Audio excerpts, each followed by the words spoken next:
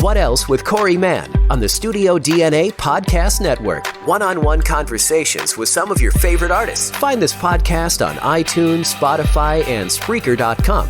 What Else with Corey Mann on the Studio DNA Podcast Network.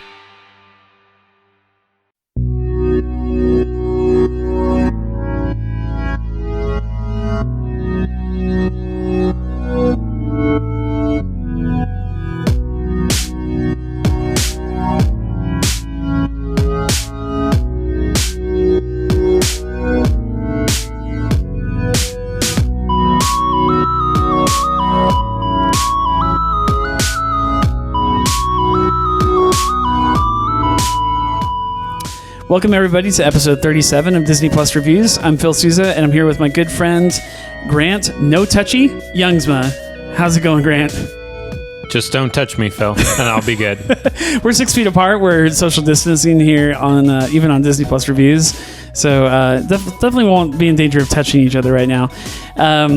It is kind of funny to think about this movie, Emperor's New Groove, in the context of COVID-19, where it's literally no touchy. Yeah. If you're just joining us for this podcast, we are an unofficial Disney Plus podcast reviewing the most popular stuff on Disney Plus and some classics like this one. Today we're reviewing The Emperor's New Groove. Grant, you said that you wanted to bring this on. I usually let the guests pick, like, hey, what movie do you want to talk about? I want to talk about something you're interested in. You mentioned The Emperor's New Groove, and I'm pretty sure I jumped out of my shoes when you said that. This is one of my favorite Disney movies, period. Like, of all time. Not even, like, qualifying it with, like, only animated or only comedies. It's one of my favorite Disney movies, period, of all time. Yeah, I would say this, sticking with animated, this is probably my favorite hero movie.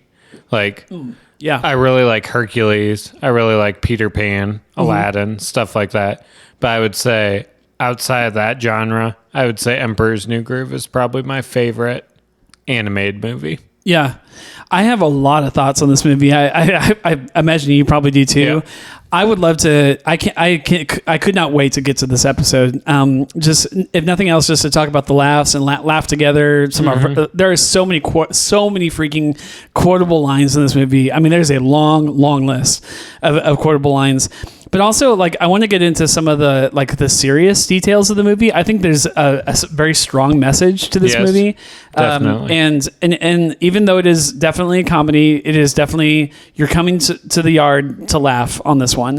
There are some really interesting messages just about life and about the way we treat each other, and some really touching moments about family. There's a lot to love in this movie. It is. Yep. It is. I said the word classic earlier, and I really mean that. If you've not watched this movie, you need to know that we're going to spoil the movie. And honestly, on this one, I highly recommend watching the movie first. Definitely. We're going to be spoiling all the funny parts for you, and then you're going to go and watch the movie, and it's not going to land for you. So definitely watch the movie, hit pause. The movie's only an hour and a half. Watch the 90 minutes, come back and listen to this episode. And I think you'll enjoy this episode even more having seen the funny parts that we're going to talk about. But if you just are not going to watch the movie for whatever reason, or you are going to watch it and just don't care about spoilers, we're going to get into the movie and all of its spoilery detail.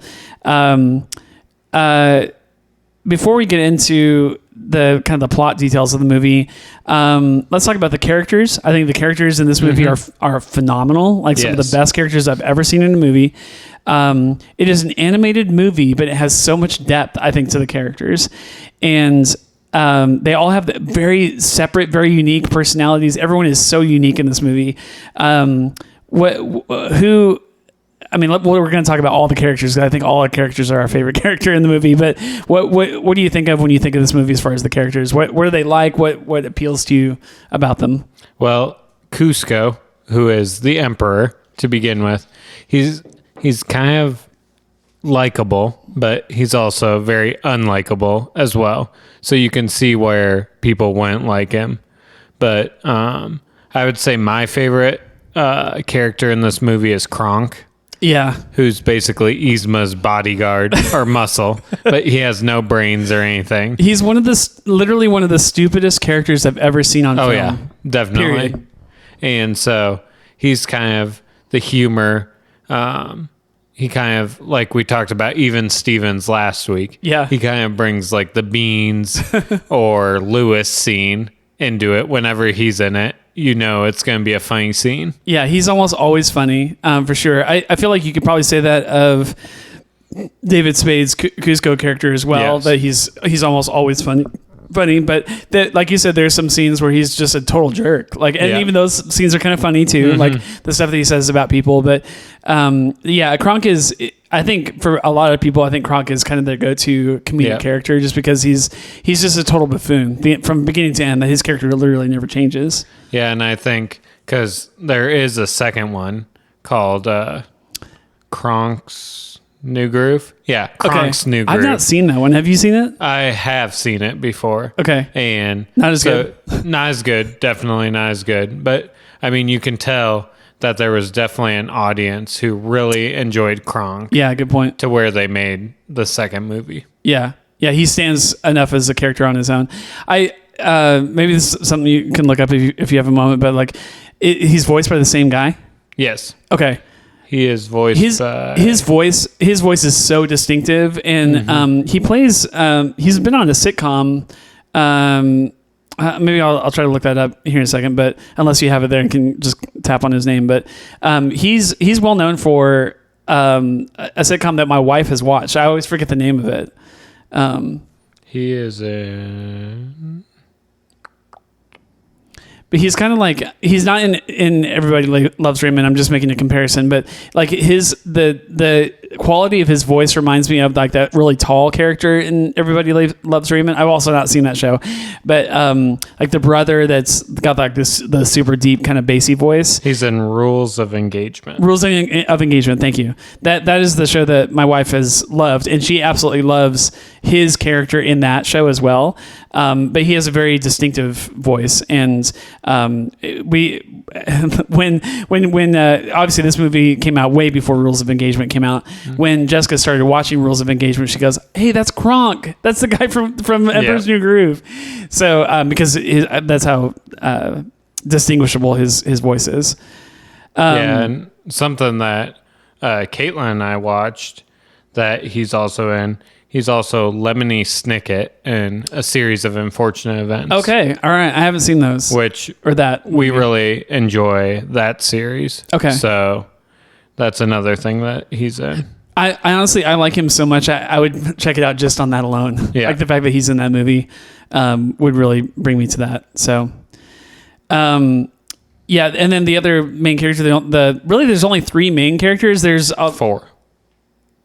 I'd say Pacha. Oh, Pacha, of course. Oh my gosh, I totally forgot about Pacha. So Pacha is John Goodman. Kuzco is David Spade. I think we mentioned that already.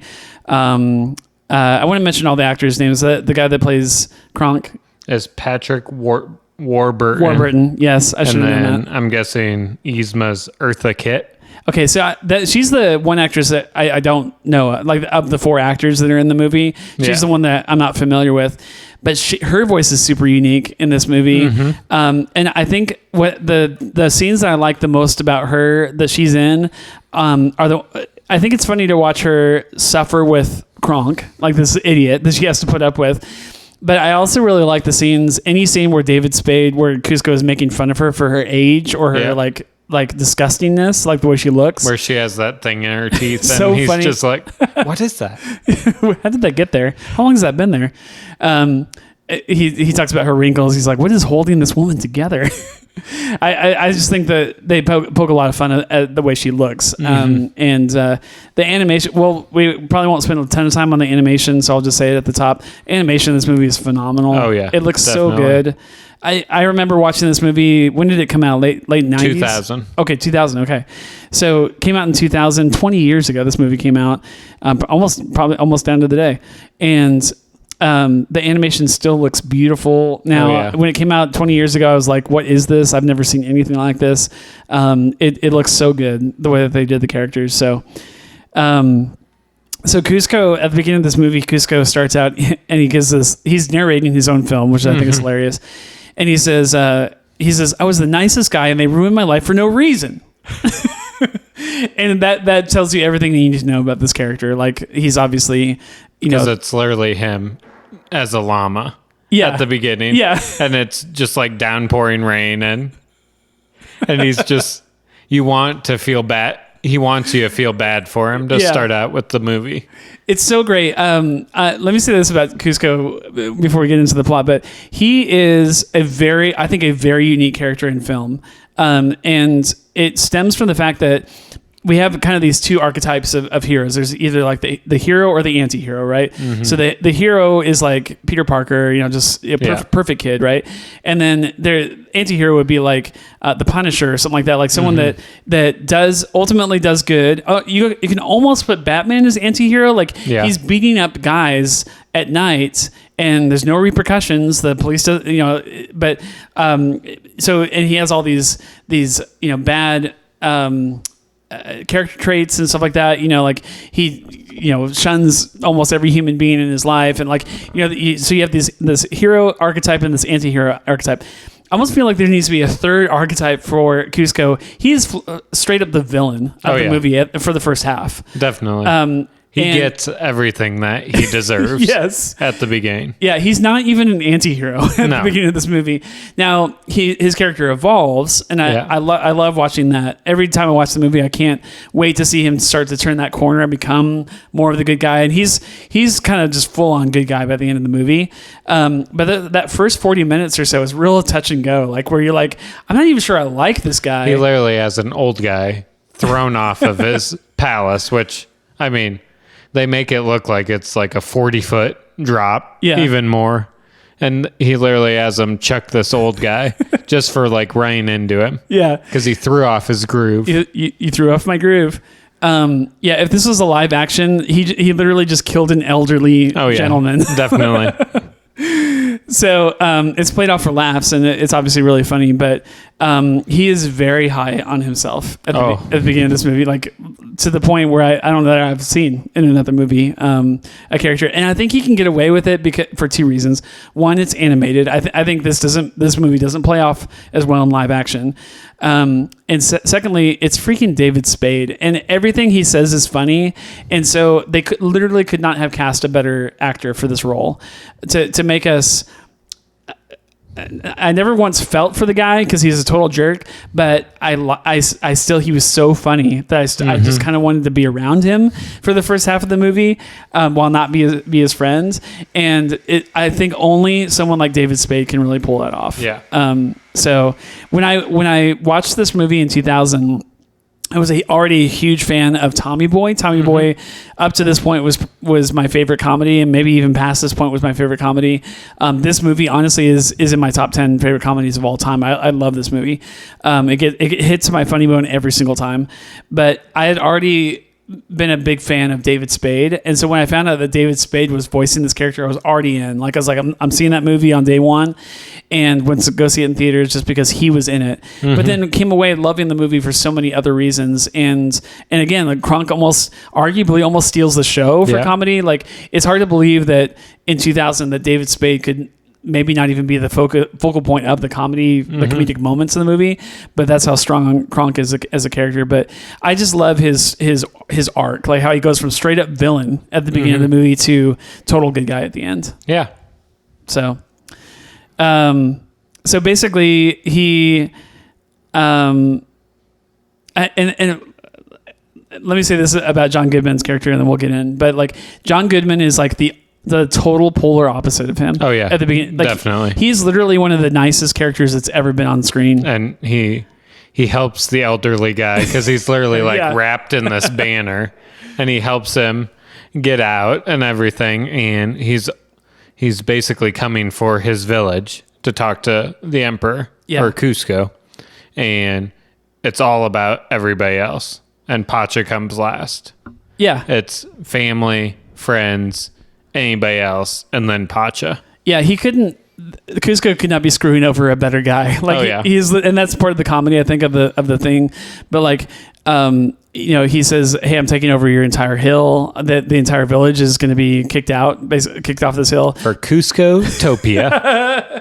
From my perfect summer home, and he's like, "You're going to kick out a whole village just to build your summer home," but he's not even like arguing with him or trying to like bully him into making a different decision. Like he's just kind of taking it, and then he walks out, goes back to. I'm skipping over stuff we're going to come back to, but like he eventually goes back to his hill.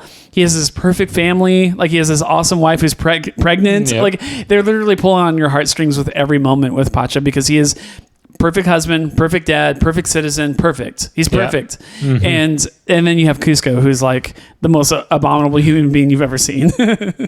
Yeah, because Pacha literally asks him, well, what are we going to do? And Kuzco flat out tells him, don't care. And he says it in a bunch of different ways. Yeah. And so you definitely, from the start, you don't want to like Kuzco, and you really feel for Pacha. Yeah. Because he's losing his home because Kuzco wants to build another home. Yeah. Yeah, he already has this massive palace, and yet that's not enough. Like he has to, and again, there's a lot in the movie to be said about wealth and about the desire for more. If you're rich, you just want to get richer. But yeah, he's obviously wants to take over this entire hill just so he can have like a slide. Like he wants to put in a water slide on this thing, and this is like his place to go play during the summer. And he's heard that the hills sing. Yeah.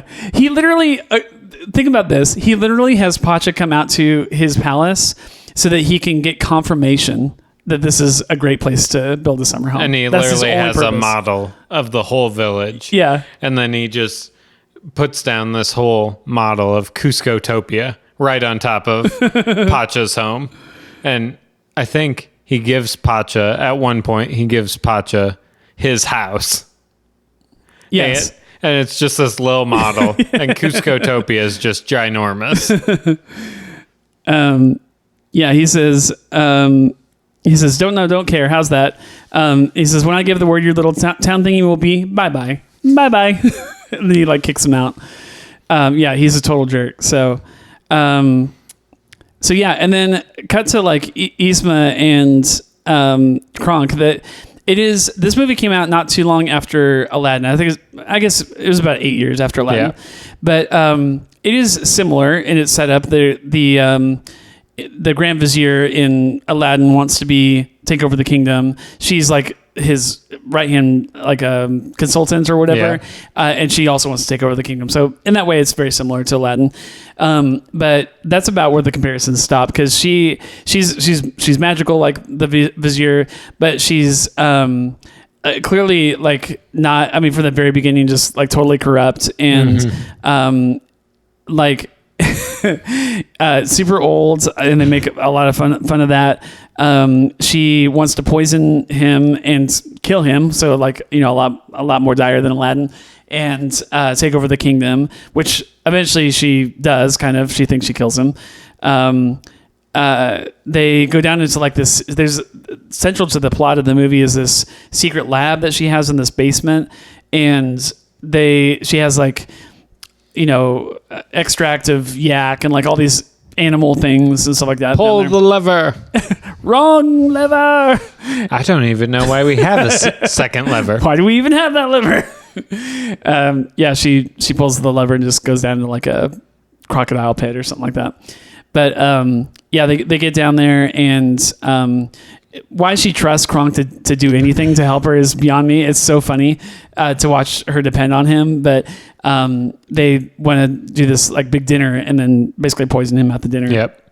So, but Kronk is kind of like the comedic sidekick. I mean, you have Iago with Jafar, you have Pain and Panic with Hades, and they're always idiots, but this is all they have. So they need to rely on, well, I mean, it's obviously not all they have, but it's kind of the Disney go-to. There's the villain, and the villain's pretty smart, but then they decide to trust somebody else, and it doesn't work very well for him. Yeah. Yeah, Kronk is literally the reason that he doesn't die. Yeah. Like, so she basically is trying to give him, and he's like, I love Kronk so much. He's so endearing, even though he's a total idiot. He's like a lovable idiot, and he like puts on this he's super into cooking. Like he's a super chef, and his spinach puffs. Spinach puffs are to die for. And he makes this huge, massive feast of a meal, even though they're literally going to kill him in the first 2 minutes of the meal. And he's like, oh, my spinach puffs. And he's like running into the kitchen to keep him from burning and stuff like that. When literally all they have to do is just put poison in the glass and give it to him. And then he even screws that up. Yeah. Yeah, it's because the spinach puffs are burning that he runs out. He's already poured the poison into one of the glasses out of 3. Gets back and he's like, oh no, all the glasses are exactly the same. Which one did I put it in? And so he does this little number where he like turns away from the camera and he does this little like motion with his arms. It's going up in smoke and everything. And so basically what he does is he mixes all 3 of the glasses together so that it's basically everything's 1/3 poison, right? And so, and it turns out it's not even poison because he used the wrong glass. Like he used extract of llama or whatever. And so he puts 1/3 extract of llama into all 3 of the glasses. And so A, it doesn't kill him, and B, it doesn't really even turn him fully into a llama. He still can speak like a human. And can still attempt to walk on 2 legs and stuff like that at the beginning. Obviously not well. And but yeah, Kronk is the whole reason for this movie, really. Yep. And Yzma literally, whenever he does turn into a llama, then they smack him over the head, and Yzma's like, a llama? He's supposed to be dead. Yeah, there's some really good lines in this. But I mean, if you go down into her secret lab, she has thousands of vials. So it's I mean, understandable how they made a mistake. Yeah, especially with his IQ. Yeah, for sure. Kronk, so she says, take him out of the city or out of the palace area or whatever and kill him. Yeah, they're basically going to dispose of him. Yeah, so he's out there disposing of the body and he's doing his own theme music as he does it. And he holds himself up against the wall as some bystanders are walking by. And then he does his theme music all the way out and then drops him. I think at one point Kuzco roll in a bag, is unconscious, rolls down a flight of stairs, falls onto a cart. The cart gets away. Anyway, he loses him at one point. Yeah, because at one point he's about to drop Kuzco off the edge to where he's going to die. And then the angel and the demon appear on his shoulder. And so then he decides he's not going to do that. But then it falls onto Pacha's cart, actually. And which I don't know why Pacha's still in the village, but he is. Yeah. Because this is probably like 3 or 4 hours after Kuzco basically dismissed him. Yeah. And he got a bite to eat or something. So then it kind of goes with the Disney theme of, oh, well, maybe this isn't so bad because Yzma doesn't know that I didn't kill Kuzco, and it might not come back to bite me. So let's just see how this plays out. So yeah, in a fit of irony, Kuzco ends up getting on Pacha's cart, and Pacha goes home. So he like literally came all this way just to have Kuzco tell him, I'm taking over your village, and then he says okay, and then he goes home. There's so much irony, so many great things in this movie that I don't know that you'd even catch on your first viewing. I know I didn't. But like somehow I missed the fact that I caught this on my second or third viewing, and I remembered it. This is probably my 8th viewing of this movie, honestly, that I watched again for the show. But Pacha is a llama farmer. Yep. Like he herds llamas for the kingdom, for the king, for the emperor himself, which I think is so ironic, so great. But anyways, he takes him all the way back to his llama farm. Again, you have this perfect scene with his perfect wife and his perfect kids. Kuzco wakes up, wrestles himself out of the bag, whatever, and immediately sees Pacha, doesn't even know he's a llama at that point, and they're having this conversation, and Pacha's like, hey, look in the mirror. And so he pulls up, he says, do this with your hand. And so he pulls up his paw or whatever. He's like, what? And then he looks at himself in the mirror. He's like, I'm a llama.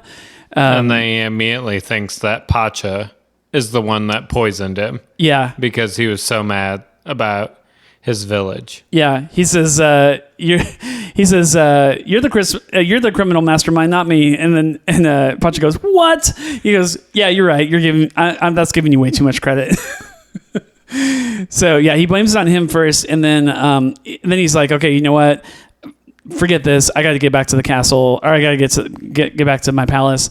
And at this point, he still trusts Yzma, which is I think is a really interesting dynamic. Yeah. But like he says his whole goal at this point in the movie is I got to get back to Yzma. Yzma can help me. She can turn me back into a human. Because he knows. I mean, I would assume that he has a background knowing what Yzma can do. Yeah. He's even aware of the lab. Like he calls it that creepy little lab that she has or something like that. Like he's aware of like. Yeah, because it's literally under his palace. Yeah.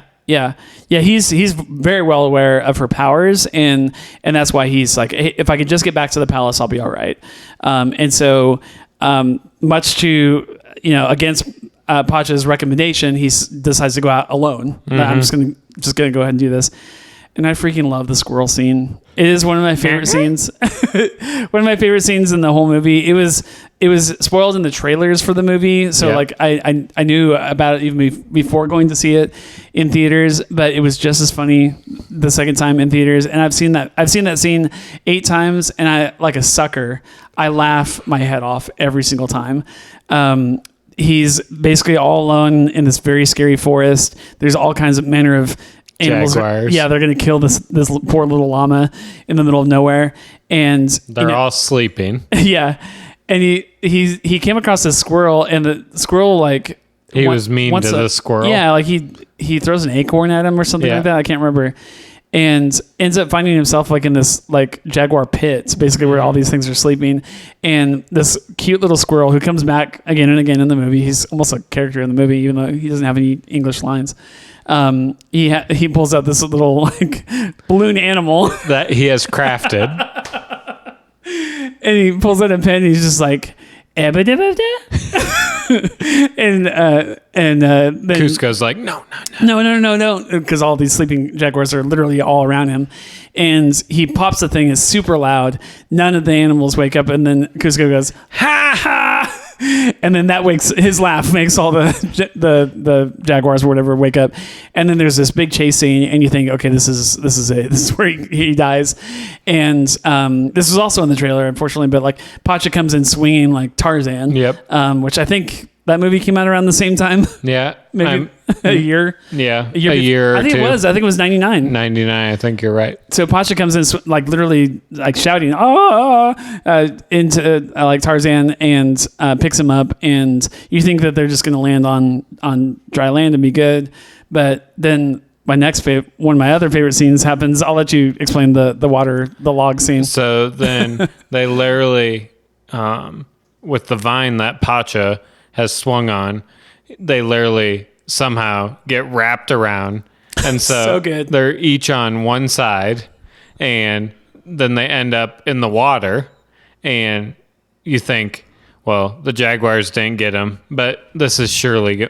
not only are we going to lose Kuzco, but now we're going to lose Pacha as well. Yeah. And there's this scene. Again, Pacha, I keep going back to these serious moments, whatever, but Pacha is so altruistic that literally his worst enemy in life, that he literally should just let him go out to the wilderness and die. That would make his life so much better if the emperor would just die. Mm-hmm. Yzma would take over, and he wouldn't have a summer home on his hill. Like literally, his life is perfect, and yet he can't bring himself to just let the emperor die. Like if Pacha would never came, the jaguars probably would have ended Kuzco. That's what's so great about his character. But sorry, go ahead. So they're basically about to fall to their death, and I don't know the exact line, so I won't even try and quote it. But it's one of my favorite lines in the movie. They're basically trying to figure out what their chance of survival is. And then Kuzco's just like, bring it on. And then they go down these falls and just... Yeah, they're hopelessly strapped to this log. Like you said, the rope, the vine or whatever just wraps all the way around him. And he says, don't tell me we're about to go over a huge waterfall. And then Pacha says, yep, sharp rocks at the bottom. Most likely. Bring it on. And then they go, ah! where only in Disney do you see survival after this. Yeah, they're literally strapped to a log. So like once that log hits the bottom of the waterfall, They're done for. They're over. I mean, they would probably die from the fall regardless. Oh yeah. Yeah. Yeah. Again, there are so many reasons that they won't make this movie into a live action. I guess they could, but there's so many of the laugh moments would have to be cut from the film. I don't think they'll ever make this into live action. You think? Yeah. I mean, I don't know. I feel they've done like The Lion King and like all these other ones where they have to cast like live animals. There's CGI animals, obviously, but they look like real animals. So they have a real llama like play Kuzco and like talk like a human. I don't know. I feel like they have plenty of others to make live action. Yeah. I feel like this one would be far off. This movie's so perfect as an animated film, and the laughs just don't hit if it's live action. Yeah, in my opinion, but who knows? So they survive. Kuzco barely because he's not breathing at the end of this, and Pacha is alive, so that he gets them over to shore, and he decides to do mouth-to-mouth resuscitation on this llama, and he like literally like tilts his head back and opens his mouth, and his tongue just drapes out, and he's literally about to go mouth to mouth with this animal. And I mean, again, Pacha, like seriously, kind-hearted, salt of the earth, like he's willing to save this llama's life, and so he wakes up like right at the last second when he's about to go mouth to mouth, and he's like sorry to have to spare you your kiss of life. He's like, it was not a kiss. So anyways, you start to see the cracks in the chinks in the armor in this one of the next scenes, because he's obviously saved his life more than once at this point, from animals and from being suffocated to death, and at this point he's starting to realize, okay, like, hey, maybe Pacha's not so bad of a guy. Maybe I can pick another hill to have my summer home on. And there's this recurring line in the movie. It happens earlier from Pacha's mouth, and then from Kuzco's mouth at this scene, he says, "Nobody's that heartless."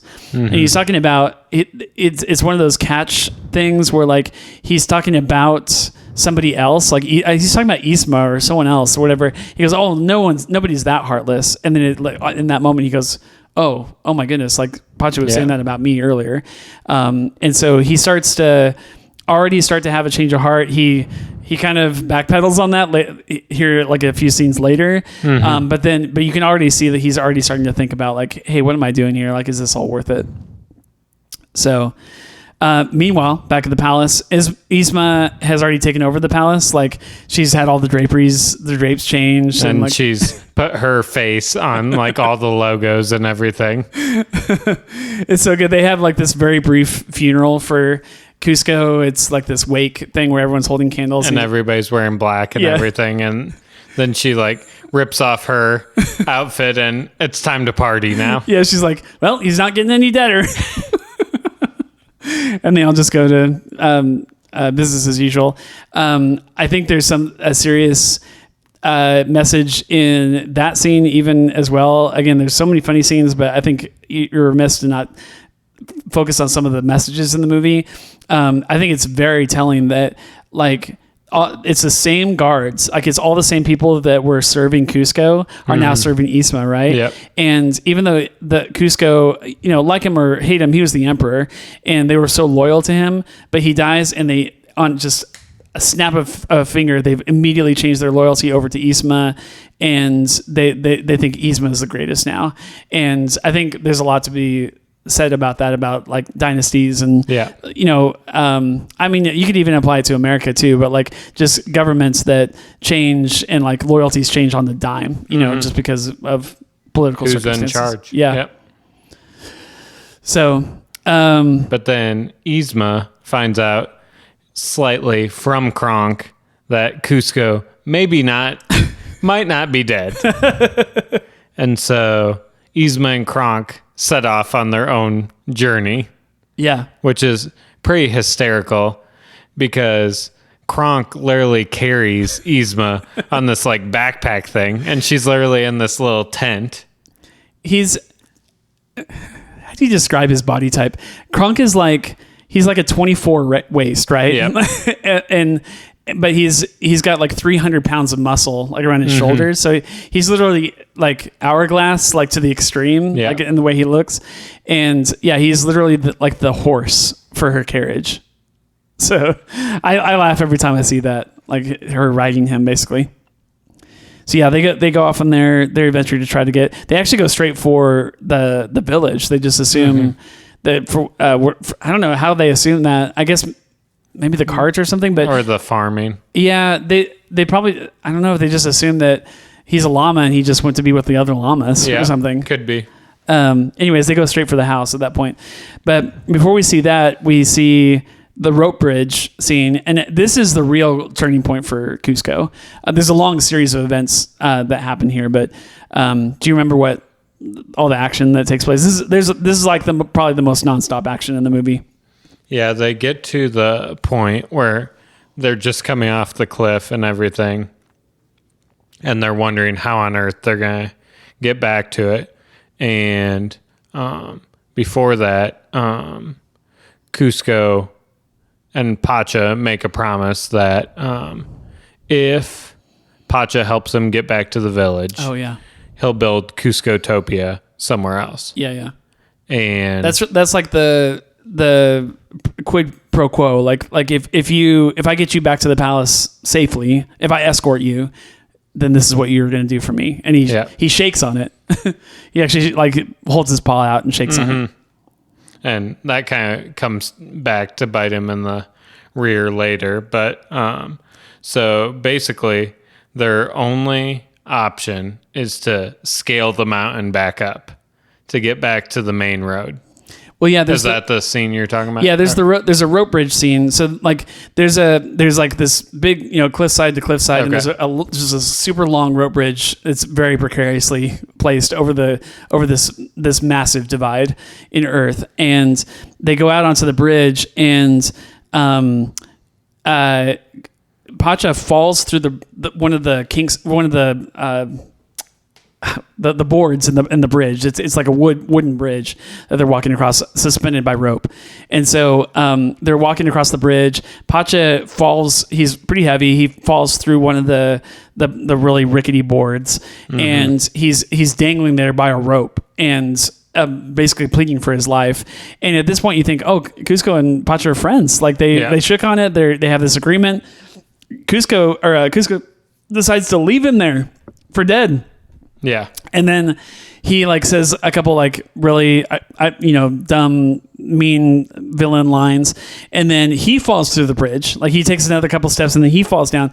Now both of them are suspended from the rope bridge by these pieces of rope, and you get the no touchy scene. Yeah. So they start hitting each other because they're just so angry at this point. Even Pacha is starting to get a little exasperated. And so they're punching each other, and they're literally swinging from these vines, these ropes or whatever.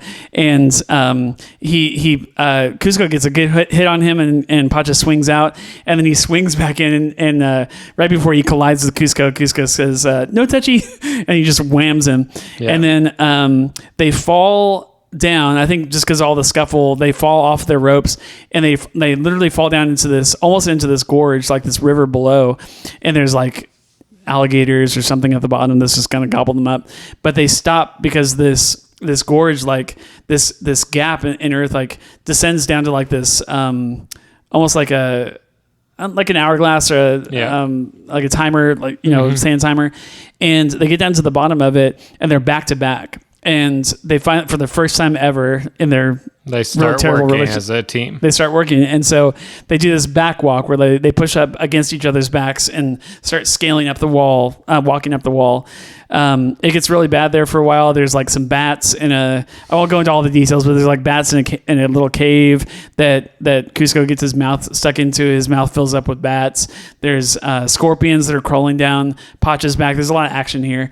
And then they basically, like, in a very like Looney Tunes kind of way, again, you couldn't do this in live action, they like scale the side of the wall because they're so scared of these animals, and they get up to the top.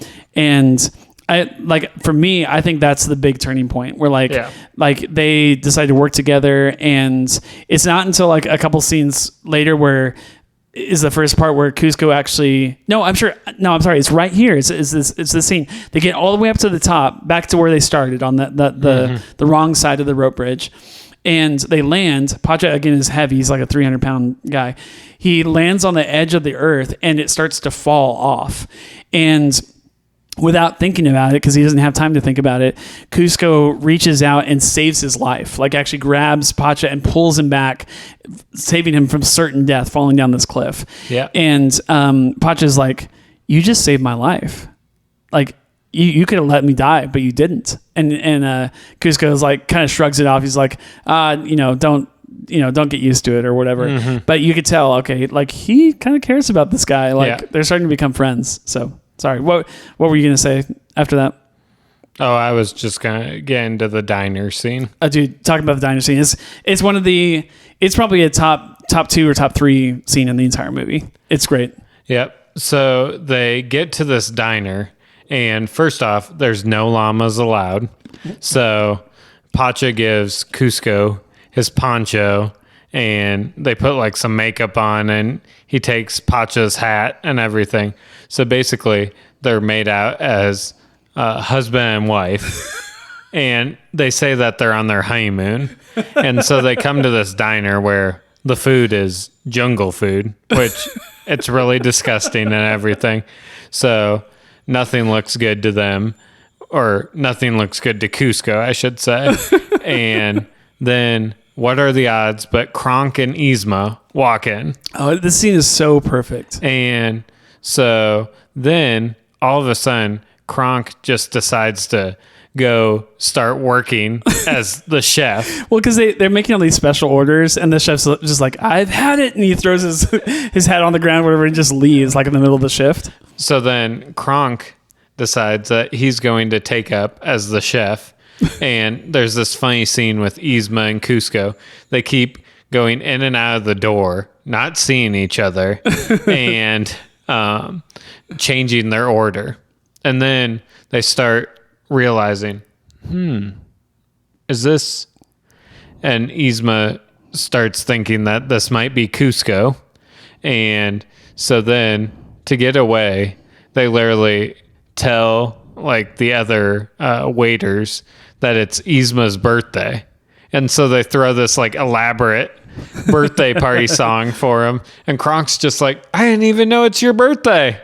And so then Kuzco and Pacha get away, and Yzma is just so mad because Kuzco was literally there and he just slipped through their fingertips. There's so many good, and this movie came out in 2000, so some of it is a little dated. I don't think there's anything in this movie that's going to throw you too bad, but this in 2000, this was kind of like the start of like the happy birthday from all of us to you. It's like that kind of scene, and it is like it is TGI Fridays to the max, and yep. I freaking love it. Like every time they get to that scene and they do that happy, because I used to be a waiter and I used to sing that song all the time, and so it reminds me of my waiter days and stuff like that. But there's a lot of kitchen slang in the scene, and I gobble that stuff up. I just laugh and laugh and laugh every time they get to it. I wrote some of it down. So at one point the waitress says she's giving the orders to the chef, who is now Kronk. 3 pork combos, extra bacon on the side, 2 chili cheese samplers, a basket of liver and onion rings, a catch of the day, and a steak cut in the shape of a trout. You got all that, honey? He pauses for a second. He's calculating the information. 3 oinkers wearing pants, plate of hot air, basket of grandma's breakfast, and change the bowl into a gill. I got it.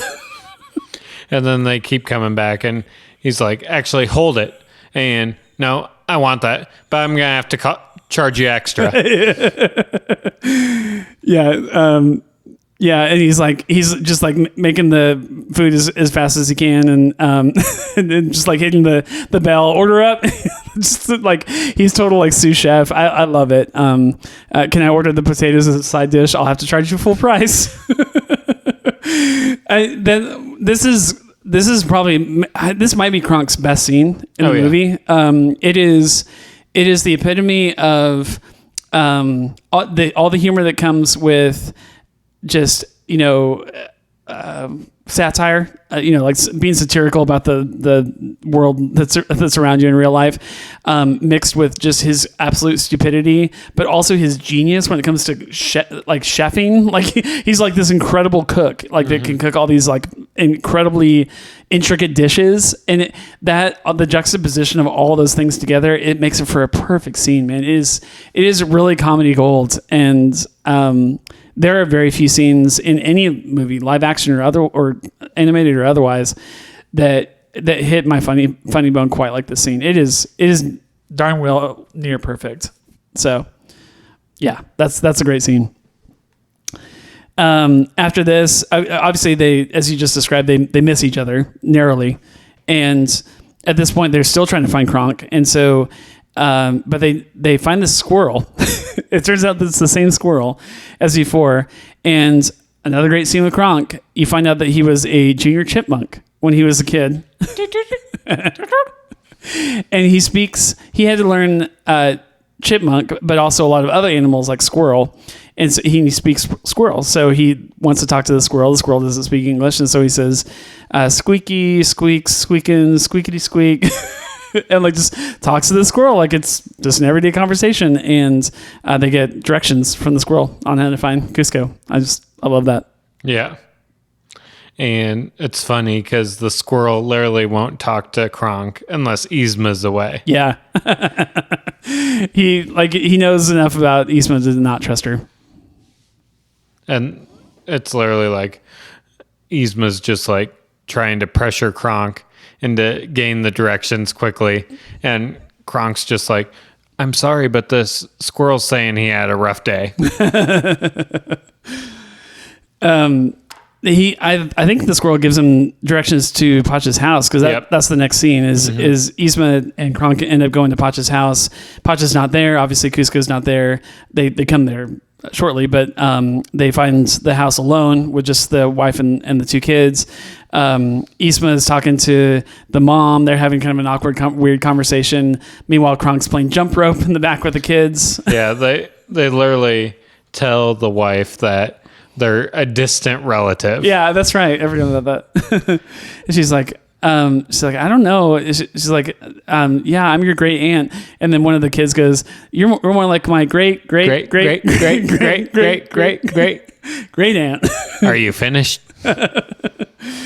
At one point, the kids and the mom, maybe just the kids, managed to lock them in the closet, which I think is hilarious. With taking the doorknob as well. Oh, prying it off. Yep. At one point, they kick them out of the house, and Yzma goes flying into a piñata and becomes the piñata, which I think is really, really special to watch. She ends up getting beat by like all the kids are hitting the piñata at the same time, beating her up with sticks. There's a lot of like running around, just kind of Looney Tunes-esque kind of action, and then they get all the way back to, there's like this big like map animated scene where like you see dotted lines on the map, and they're running, obviously trying to race back to the lab to see who can get there first. And you think Kuzco and Pacha get there first, but there's one point where Kronk's like tent thing like turns into a plane, and they literally like start flying, and they actually get struck by lightning. Oh yeah. And so you definitely think that Kuzco and Pacha are going to get there first. Yeah. And they even like go in and pull the wrong lever and everything. And then they get the like lab coats on, and Kuzco has like Yzma's and Pacha has Kronk's on. And it's pretty humorous. Kuzco redelivers the line, why we even have that lever. They get there, and you think, man, they totally beat the bad guy, Yzma and Kronk here or whatever. But then there's this scene where Yzma and Kronk are already there, and they're like, wow, it took you guys long enough. And how did you beat us? Yeah, they're like, how'd you beat us here? And then Yzma looks at Kronk, and she's like, wait, how did we beat them here? That doesn't make any sense. So those little like breaking the fifth wall, kind of like they know they're in a movie type scenes, I think are so hilarious too. The writers, I would really like to know who the writers were on this movie, because it is literally genius. Like some of the things that are mentioned in this movie. They're I laugh so hard at these like old jokes and stuff like that. Anytime that they make fun of Yzma, like, what is holding this woman together? How long has that been there? You're my great. There's lots and lots of lines like that. At one point she's like, I bet you weren't expecting this. And she pulls up her like dress, the leg of her dress. And they're just like, and they're like, no, we don't want to see your leg. And it reveals a knife. And they're like, oh, thank God it's just a knife, not her leg.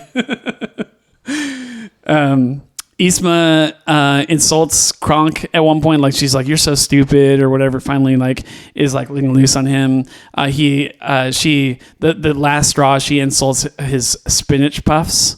He says that I never liked your spinach puffs or whatever. He's like, and Kronk takes her down at one point. Then there's some more fighting. Then we get to the vial scenes, all the vials. So you take over. So then we talked about this earlier, but Yzma literally has a shelf of like hundreds, thousands of vials, which will turn you into all sorts of animals, you find out. And so they literally come to the shelf, and then Yzma knocks over the shelf, and everything's just like mixed up. So you literally see Pacha. All the vials are exactly the same. And Kuzco just grab a handful, and they just start trying everything. And then like guards start coming, and they throw a bunch of the vials on the guards. So now the guards are different animals and everything. Yeah. So, but they know somewhere is the human one. And so they just start trying them, and Kuzco becomes like a bird, a whale. Yeah, he's a whale at one point. I think he's like an elephant or something. He turns at one point. They go sailing into the air, and he's like, "Please be a bird, please be a bird." And he drinks it where he's like, "Yeah, we're flying." And it turns out he's this tiny little bird, like parrot or whatever, or like a I don't know, like a blue jay or whatever. Yeah. Yeah. I remember seeing this in theaters and like being all on board for the entire movie. I mean, I was just absolutely riveted, and I thought, well, how could they ramp up the action even more than what we've already seen? And when they start turning Kuzco into literally every animal you can think of, I was like, man, they cranked it up to 11. Like, this is awesome. And then we're down to 2 vials left, and Yzma gets one of them, and she's just like, "Oh, I've finally defeated you and everything." And it literally turns her into a kitten. Yeah. And they're just like, and she's got this big like villain speech and everything. And she's just like, and then she realizes she's a kitten, and she's like, "Is that my voice?" And so then it's just a race to that final vial. Yeah. And at one point, they're like on the outside of the palace at this point.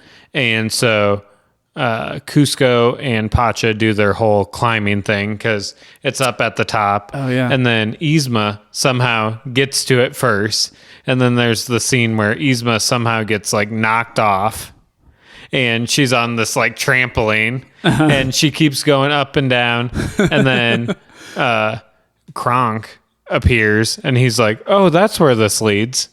And then finally Pacha and Kuzco finally get the vial and finally change Kuzco back to human. And she remains a kitten, right? Yep. They don't ever turn her back. Because at the end, they're on their chipmunk hike. And he's doing this scene, which Pacha's kids are actually in this troop and everything. And they're talking about how they need to be nice to squirrels, and they're giving the squirrel the acorn. And he's teaching them how to speak squirrel. Yep. And Yzma is reluctant to give hers, and she finally, as a kitten, hands it up. Yeah. And then Kuzco ends up, keeping his promise that he never intended on keeping to begin with, but obviously has had a huge change of heart, ends up being the good guy in the end. And, what should have been a simple thing from the very beginning, the movie just decides to build a summer home on a different hill, one that's not populated by an entire village of people. Man, this is one of the funniest movies I've ever seen. Like Tommy Boy, like if you were to like, gun to my head, like, name your favorite comedy of all time, I probably would still say Tommy Boy, because I just absolutely love the comedy in that movie. Another David Spade movie. But if you said funniest animated, I think I would probably say this movie. I nothing comes to my mind right now that's funnier than this movie. And even, again, just taking animated and live action out of it, I still would put this in top 2 or top 3 movies of all time. And it's very, which we haven't really talked about this, but it came out in 2000, so it's very timeless. Oh, yeah. Yeah, 20 years later, these jokes still land.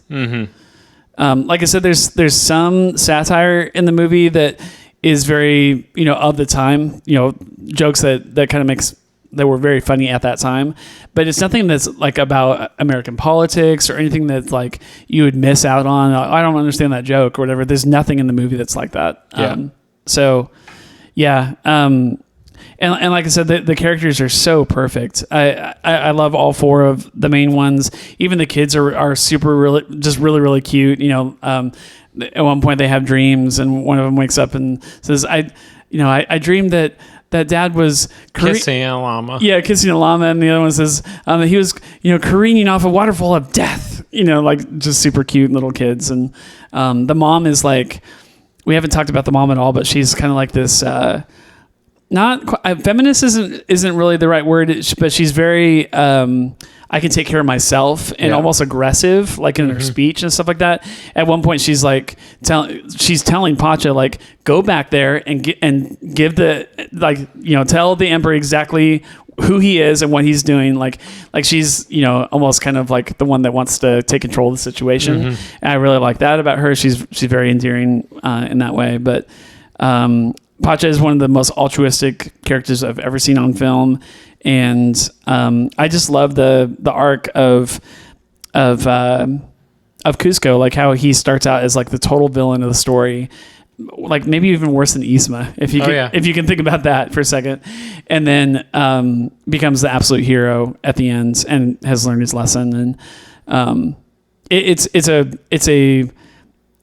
a story where, like, outside of these events, he would have never become this person. Like, he would have never been a good guy for his entire life. He would have been very selfish, very self-serving, very, no, if anyone gets in my way, I'm just going to mow him down. Like that kind of character his entire life. And because of these events, he actually turns a major corner and becomes a good person. So, and you kind of get the impression that they're friends, like, from that point forward. Like they, will go over to each other's houses and hang out with each other's kids and all that kind of stuff. So it's really cool. I'd be interested to know, like, what the plot of is Kronk's New Groove, like, not even about, like, Pacha and Kuzco are not in the movie at all. No. Okay. I don't think so. It's all about, like, the main thing is Kronk finds love. Okay. And he's gosh, I gotta watch that. Yeah. So but in the end, one of my favorite scenes is they finally have opened Kuzcotopia somewhere else. Oh yeah. And the mom has had her baby and everything, and then they all get these ponchos, and Kuzco's has a llama on it. Yeah. That's one of my favorite parts. Yeah, I forgot about that. This movie, I mean, I mentioned that this is probably my 8th viewing. That might be low. This might have been like my 12th viewing, to be honest. This movie is just immediately rewatchable. You can watch this movie every year. I could have just as easily watched this for the 20th time after 20 years. Yeah. But this was one movie that was very special to my brother and I. My brother and I just used to watch this movie and just laugh our freaking heads off, like just constantly. The whole movie, would rewind parts, watch it again. It is so quotable and so just a fun. It literally has everything that you could want, other than, I guess, romance. There's not like any romantic, like, love interest or anything, but like action, comedy, great message, great morals, like fantastic animation, incredible voice acting. I mean, it is just the total package. So yeah. When you said that you wanted to do this movie, I was like, dude, I will happily talk about this movie on any podcast. So I'm glad we we got to talk about it today. So Jordan, my 4-year-old, she'll be 4. By the time this goes live, she just turned 4. We've not shown this movie to her yet. She's not watched it, and we've tried. Like, I've shown her the trailer for it. For whatever reason, she's not interested in it, and it may be a little over her head. She would get some of the funny visual comedy scenes. Most of the lines, I think, would go over her head. She just wouldn't find them funny at all. Yeah. So maybe we might not push her to watch this until she's a little bit older, but I think by the time she's 6 or 7, at least, she would just find lots of love in it. So yeah, it's definitely probably one of my top Disney movies that I enjoy. Yeah. Yep. Yeah. If you have Disney Plus and have not seen this movie, and for whatever reason, where have you been? Stuck around for this entire podcast, listen to all of this episode, you owe it to yourself to watch this movie. If it passed you by because you thought it looked silly or dumb or trivial, I promise you that none of those things could be further from the truth. So definitely check it out. Are we doing another movie sometime? Are you? Yeah. I don't know. I can't remember what your travel schedule is. The Mighty Ducks is out. It's on Disney Plus. Are we waiting to do that one, or are we waiting until all 3 come out? So that all 3 don't come out until December? October. Oh, October. Okay. I mean, I wouldn't mind doing the first movie. I have not seen that movie since it first came out. I don't remember anything from it. I know that pains you. Yeah. Yeah, we could do that one. Or do you have the list with you? Yeah. So listeners, you're going to tune into this little conversation about us trying to figure out what movie we want to do next. Here's the list that Grant gave me. I'll try to skip over the ones we've already done. First Kid, Rookie of the Year, which I really is no longer on Disney Plus. What? They took it off. Why? I don't know, but they did. We need to get to the bottom of that. We'll talk about that on our next episode, what happened to Rookie of the Year. I loved that movie when it first came out. Yeah, it's a great one. Cool Runnings, which we'll probably do in the winter time if we can have you back on the show then. A Kid in King Arthur's Court. I've not seen most of these movies, by the way. I think I've seen everything I've mentioned so far, but from here on out, I haven't seen them. Old Dogs, Snow Dogs, The Mighty Ducks. I've seen the first movie, but I don't remember it, and I definitely haven't seen D2 or is it D3? Yep. Okay.